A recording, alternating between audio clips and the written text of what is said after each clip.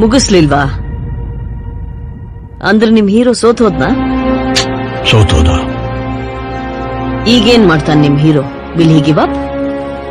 ಗಾಯಗೊಂಡಿರೋ ಸಿಂಹದ ಉಸಿರು ಗರ್ಜನೆಗಿಂತ ಭಯಂಕರವಾಗಿರುತ್ತೆ.